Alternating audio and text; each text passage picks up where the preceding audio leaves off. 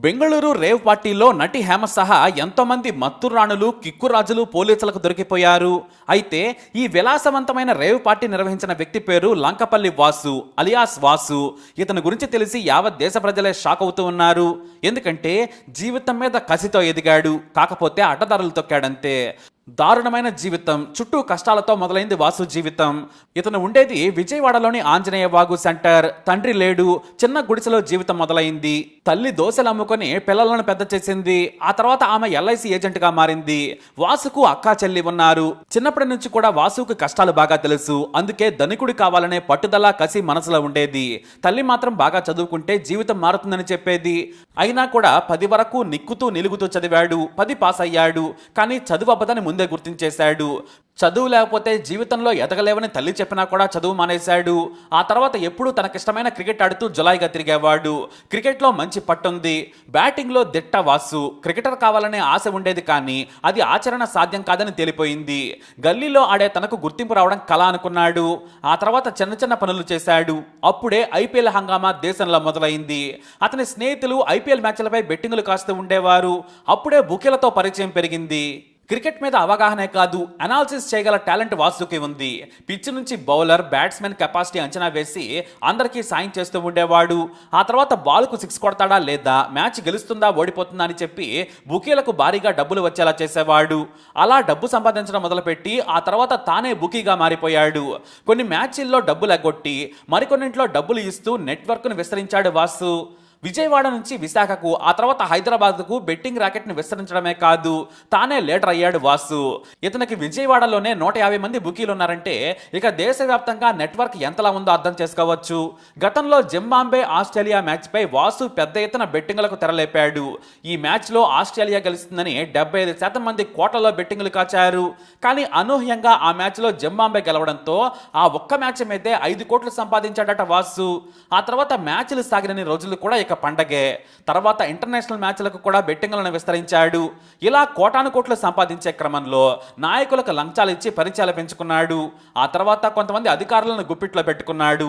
అంతే, ఇక ఆయన బెట్టింగులు వ్యవహారాలు జోరుగా సాగుతూ వచ్చాయి. అయితే రిచ్ సర్కిల్ పెరిగే కొద్దీ దందాను మార్చాడు వాసు. మత్తు పదార్థాలు అలవాటున్న వారే కాదు, సప్లై చేసేవారు కూడా పరిచయం అయ్యారు. దీంతో రేవ్ పార్టీలను రహస్యంగా అరేంజ్ చేయడం మొదలుపెట్టాడు. ఒక నైట్కి ₹1 కోటి లాభం వచ్చేలా భారీగా ఇలాంటి సీక్రెట్ పార్టీలను చేస్తుంటాడట వాసు. వాట్సాప్ గ్రూపుల్లో సమాచారం పంపిస్తాడు. ఇలానే ఒక్కొక్కరి నుంచి దాదాపుగా 2 లక్షల ఎంట్రీ ఫీజు తీసుకొని వారికి గ్రాండ్ గా ఫామ్ హౌస్లు, రిసార్ట్లు, విల్లాల్లో పార్టీలు అరేంజ్ చేస్తూ ఉంటాడు. అక్కడికే రకరకాల మత్తు పదార్థాలు అమ్మేవారు వస్తూ ఉంటారు. ఇక హీరోయిన్లు, ఇతర బ్యూటీస్ కి ఎంట్రీ ఫ్రీ. వారుంటే రేటింగ్ ఇంకాస్త ఎక్కువగా ఉంటుంది. ఎందుకంటే సెలబ్రిటీలు ఉంటే కుర్రాళ్ళు, ఇతర రిచ్ సెలబ్రిటీలు అందాల కోసం వస్తుంటారు. ఇలా ఒక్క పార్టీకి కోటి సంపాదిస్తూ దాదాపుగా 200 కోట్లు సంపాదించాడట వాసు. ఒకప్పుడు గుడిసెలో, తర్వాత షెడ్ లో ఉన్న వాసు విజయవాడలో 50 లక్షలు పెట్టి మంచి ఇల్లు కట్టించి తన తల్లి, అక్క, చెల్లెలికి ఇచ్చేశాడు. ఆ తర్వాత విజయవాడ వైవీరావు ఎస్టేట్ దగ్గర విలాసవంతమైన విల్లా కట్టించుకున్నాడు. దాని ఖరీదు 4 కోట్ల పైనే. ఇటు బెంగళూరు నుంచి హైదరాబాదు, చెన్నై సహా ప్రతి చోట విల్లాలను కట్టుకున్నాడు. వీటిని సీక్రెట్ పార్టీలకు ఉపయోగిస్తూ ఉంటాడు. ఈ బిల్డింగ్లకు సీసీ కెమెరాలతో పాటు వాచ్మెన్లతో భద్రత కూడా పెట్టుకున్నాడు. ఇక తాను ఉండే చోట ఖరీదైన కార్లు 2 నుంచి 3 ఉంటాయి. ఒక్కో కారు ఖరీదు ₹1 కోటి పైనే. దాదాపుగా 10 కార్లను మెయింటైన్ చేస్తున్నాడట వాసు. కొన్నింటిని బెనామీల పేరు మీద రిజిస్ట్రేషన్ చేయించుకున్నాడట. అంతేకాదు తన చిన్నప్పటి స్నేహితుడు నాగరాజును కూడా తనతో పాటే వ్యాపారంలోకి ఉపయోగించుకున్నాడు.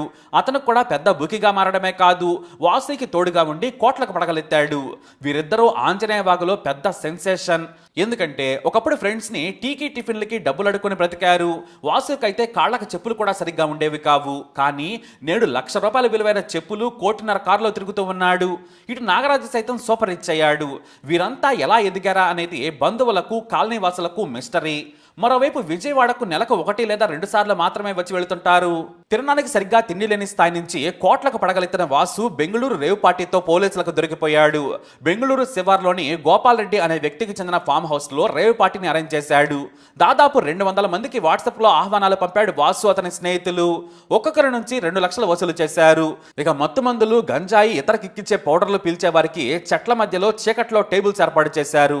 అయితే దాదాపుగా 30 మంది యువతలను కూడా ఈ పార్టీకి పిలిచారు. వారిలో నటి హేమతో పాటు తెలుగు నటి అషిరాయ్ కూడా ఉంది. ఉంది. ఇక నటి అశురాయ్తో పాటు హేమకు కూడా పాజిటివ్ అని వచ్చింది. అంతేకాదు ఈ రేవ్ పార్టీలో శృంగార రాకెట్ యాంగిల్ కూడా ఉందని బెంగళూరు కమిషనర్ చెప్పారు. ఆ దిశగా కూడా విచారణ చేస్తున్నామన్నారు. అంటే హీరోయిన్లను, నటీమణులను, ఇతరత్రా మోడల్స్ ను ఈ పార్టీకి ఆహ్వానించారు. వారికి ఇష్టం ఉంటే శృంగారంలో ఇతరులతో పాల్గొంటారన్నమాట. ఇక ఈ అందగత్తెలందరికీ కూడా ఫ్రీ ఎంట్రీ.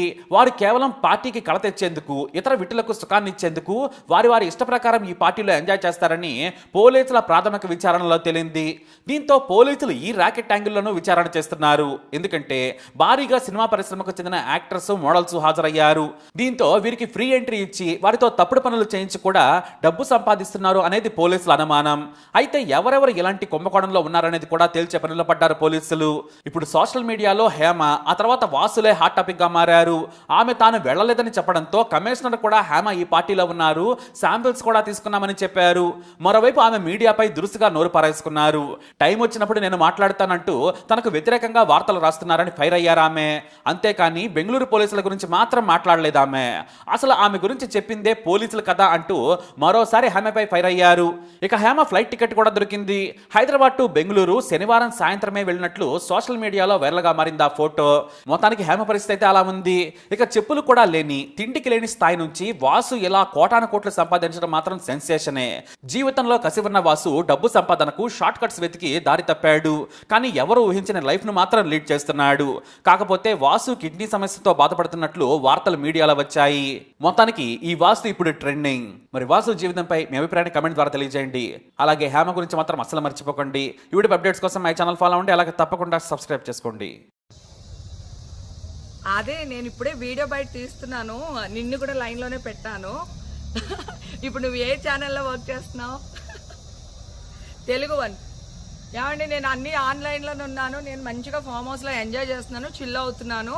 నా మీద ఈ ఫేక్ న్యూస్ వస్తుంది. ప్లీజ్ వేణు, నేను మళ్ళీ చేస్తాను. మన వాళ్ళు కంటిన్యూస్గా కాల్ చేస్తున్నారు. ఒక వీడియో బయట రిలీజ్ చేసేసి నీకుతో మాట్లాడతాను. ఓకే మా, థ్యాంక్ యూ. హాయ్ అండి, నేను ఎక్కడికి వెళ్ళలేదు, నేను హైదరాబాద్లోనే ఉన్నాను. సో ఒక ఫామ్ హౌస్లో ఎంజాయ్ చేస్తున్నాను, చిల్ అవుతున్నాను. సో నా మీద వచ్చే న్యూస్ ఫేక్ న్యూస్. అది అక్కడ మరి ఎవరున్నారో ఏమో నాకు తెలియదు. సో అది ఫేక్ న్యూస్ అండి, అవన్నీ నమ్మొద్దు. Okay, thank you.